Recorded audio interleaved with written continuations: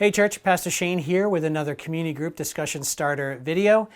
This week we are in week 2 of our series called Entrusted Stewarding, the things that God has given us as we examine the fact that God is the owner of all things and that the things that we do have He has entrusted to our care and our management for Him. And the first week we really focused on the idea, the kind of changing of our mindsets, to really be seeing everything is ultimately owned by God. And this week we kind of changed our focus and talked about what is our active part of that. How do we participate in what God has given us to participate in? And for that we looked at the parable of the talents. And the parable of the talents is a parable that's told by Jesus. And basically there's a master who goes away and he entrusts to his servants a certain amount of money or resource that's called a talent.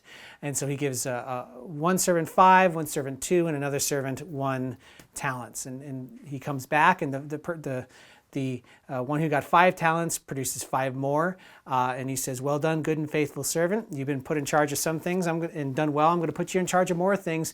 Enter the joy of your master." And the second servant comes back, and it's the same thing. "Well done, good and faithful servant. You've doubled your investment. Enter into the joy of your master." But the third servant says, "Listen, I thought you were going to be you're a tough master. You want to be feared. You reap where you do not sow, and because of that, I kind of hid my money because I was afraid of you." He says, "Why'd you're a useless servant here. You didn't trust me to steward well what I had entrusted with you." And he doesn't get the same kind of "well done, good and faithful servant." In fact, he's kind of turned away and rejected by the Lord as someone who didn't really trust in Him in the first place.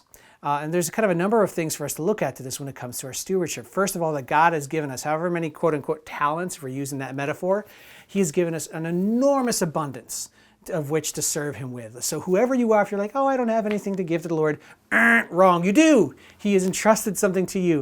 And it's not because you're so great or you have some innate ability or talent or skill or something. It's because God has given that to you and entrusted you with something. So He wants you to use it, and He's given you a lot.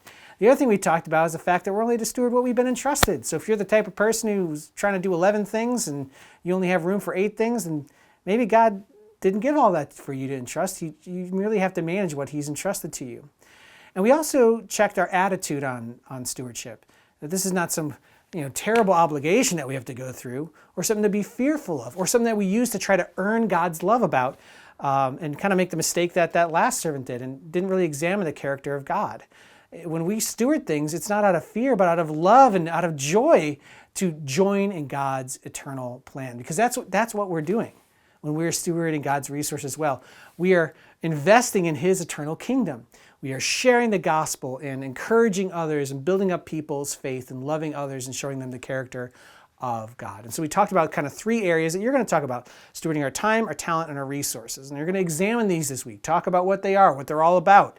Where do you see God using each of these? Which of these are you more aware of or less aware of? Which of these are a challenge to steward well? Which of these are you more selfishly motivated? Which of these are you more God-focused about? And in doing that, really understand the role that you have to play in God's economy and how the fact that He has given you these things to steward. I think as we examine these things, it just gives us a new picture of our life and gives us a clear way of understanding the opportunity that we have to serve the Lord, because all of us have that opportunity. It's amazing. Anyway, have a great conversation.